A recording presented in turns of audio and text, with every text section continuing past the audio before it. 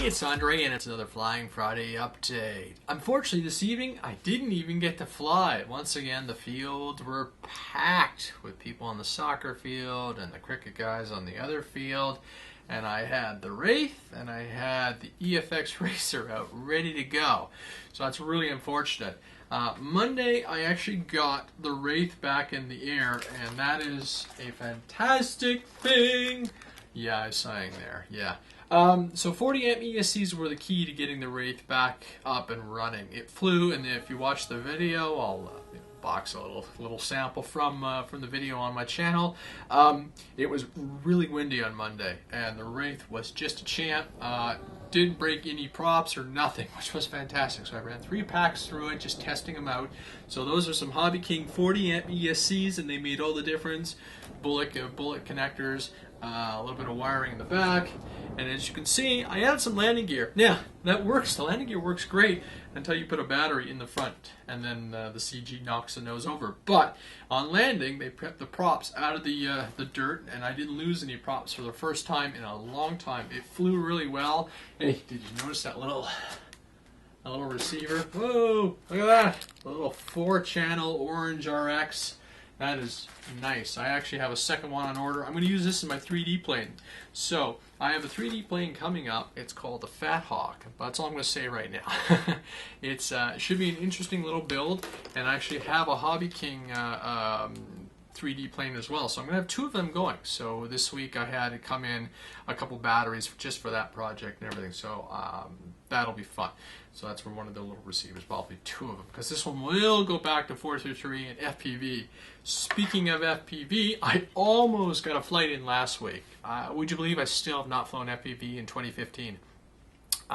So this is a Radian cover, and this looked pretty sweet. I was to take off and just ran the motor up, and clunk, the prop hit the lens. So tonight, if I have a chance, I'm gonna get the Dremel tool out, and I'm gonna back the setup up, receiver in there. So that's a 600 milliwatt with a 148 degree lens.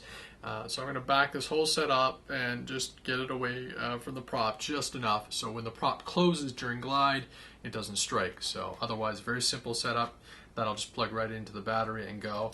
I'll still probably fly in the 1300s, but I'll probably back my time off just a bit, knowing I'm consuming a bit with the transmitter. But I really want to get flying. In fact, once this Friday flying update is done, I think the Radian is going to come out. Sorry, the Bixler, and I'm going to do some quick changes. I have a 180 degree pan and tilt. I've got that new Quantum FPV tracker, head tracker setup I want to get going, and I've got the T1000 with the override module, but the override module is not compatible with the direction of the elevator.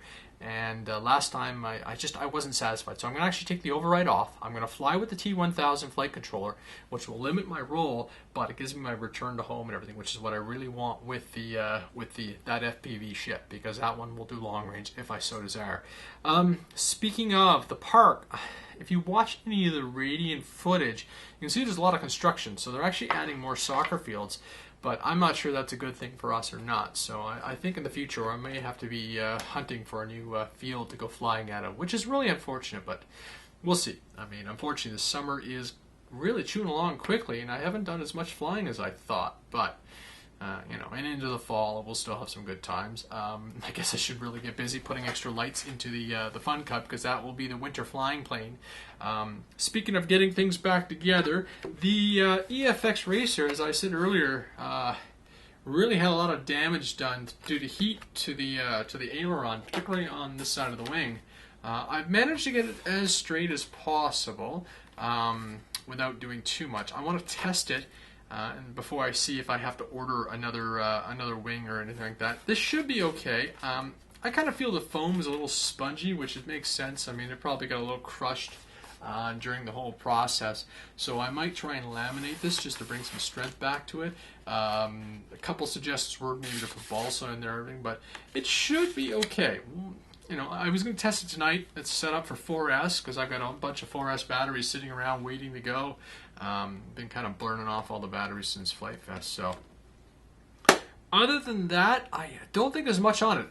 Right now, this video is on the C10, and people have been asking about the C10. So, when the Wraith was out flying, I had set up all the cameras together. I tweeted up or Instagrammed a picture of that setup.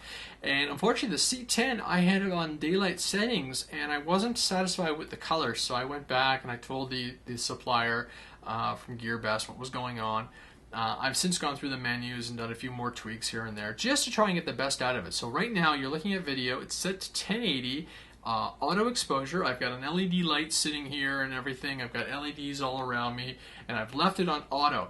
Now we know from the last update that the video colors were a little different, but they weren't too far off from my Turnigy camera. And outdoors, when I set everything to auto and didn't go through the menus and kind of left the ISOs automatic and everything set to 60 hertz, things looked a lot better. So I'm giving this camera another chance. Tomorrow, if I get out early in the morning, I'll probably take it and set it up on the tripod and just let it record the whole FPV scene and just to see how that all goes, because I've really got to get this camera tested, and I want to get that review out to everybody so you guys can see for yourselves and make your own opinions and decisions. But I think it's a really good addition to the fleet, especially now that I've got 2 of these form factors, so I'm going to start being able to do a lot more camera work and get a common factor, just to common look and feel to everything I do. So yeah, this is on 1080, it's 30 frames a second, and bother with 60 because there's no need for kind of, multiple frames. If I do any helicopter shooting, I will jump down to 720, but I think I'm going to try and stick to 1080 just for the YouTube presence. So that's it. I'm hoping to get out tomorrow morning and do some nice flying, so hopefully we'll see everybody at the field. Have a great weekend.